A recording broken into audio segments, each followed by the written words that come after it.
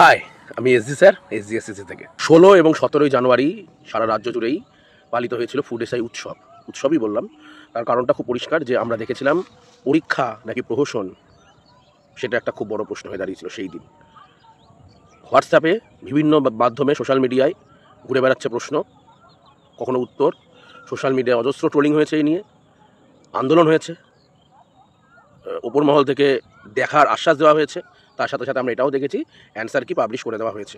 যে পরীক্ষাটার আমাদের মূল উদ্দেশ্য রি এক্সাম, তার কারণ যেরকমভাবে পরীক্ষা হয়েছে আমরা প্রত্যেকে দেখেছি, সেটা সেটা আমি বা আপনি কেউ আলাদা নয়, প্রত্যেকে মিলেই আমরা দেখেছি যে কি অবস্থার মধ্যে দিয়ে এই পরীক্ষা এগিয়ে গেছে। আমরা চাই রি এক্সাম, কারণ আরও অনেকগুলো টেকনিক্যাল জায়গা রয়েছে, যেমন ৬টা শিফটে পরীক্ষা হলেও প্রতি শিফটে একই রকম পরীক্ষার লেভেল হয়নি।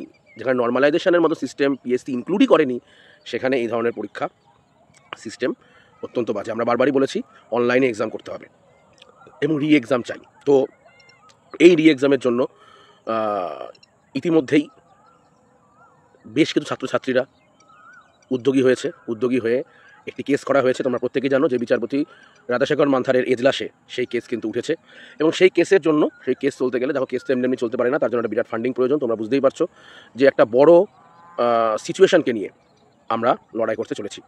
তো সেই জন্য আমার সকল ছাত্রছাত্রীকে, সমস্ত ব্রাঞ্চের ছাত্রছাত্রীদের আমি বলবো, তোমরা যে যেরকম পারো, 10 টাকা, 20 টাকা, 25 টাকা, 30 টাকা, 50 টাকা, 100 টাকা, 500 টাকা, তোমরা অর্থ সাহায্য করো। ডিরেক্ট একটি নাম্বার আমি দেবো, একটি অ্যাকাউন্ট যেটা ছাত্রছাত্রীদের তরফ থেকে এসেছে, সেই অ্যাকাউন্টেই সবাই ফান্ড দিচ্ছে। আর এসজিএসসিসির আমরা তো রয়েছি, বাকি প্রত্যেকটা ইনস্টিটিউটকে আমি বলবো যে ছাত্রছাত্রীদের স্বার্থে লড়াই করা প্রয়োজন। অন্তত মাঠে না নামতে পারো, কাউকে অন্তত ব্লক করে দেওয়ার কোনো প্রয়োজন নেই। এটা একটা বার্তা, নিশ্চয়ই বুঝতে পারছো কাকে বলছি। প্রত্যেককে বলবো যে এটা ছাত্রছাত্রীদের লড়াই, আমরা প্রত্যেকে তাদের পাশে আছি, ছাত্রছাত্রীরাই তাদের দাবি আদায় করবে, একদমই তাই। এবং এই দাবি ন্যায়সঙ্গত, কারণ শিক্ষিত সমাজ যারা এই মুহূর্তে পড়াশোনা করছে, প্রিপারেশান নিচ্ছে, তারা যদি একটা স্বচ্ছ পরীক্ষা চায়, তাহলে সেটা কখনোই দাবি অনার্য নয়। পরীক্ষা ব্যবস্থা স্বচ্ছ হওয়া প্রয়োজন। প্রশ্ন হোয়াটসঅ্যাপে ঘুরে বেড়ানোর জন্য পরীক্ষা দিতে যাওয়ার কোনো মানে হয় না। সেটা মক টেস্টেও সম্ভবত এরকম হয় না, মান্থলি মক টেস্টও সম্ভবত, আমি যতদূর জানি। ইনস্টিটিউটের টেস্ট তো নয়, জীবন গড়ার পরীক্ষা। তো এই জীবন গড়ার পরীক্ষা নিয়ে যদি ছেলেখেলা হয়, তাহলে আমরা মানবো না, এসজিএসসি সেটা মেনে নেবে না।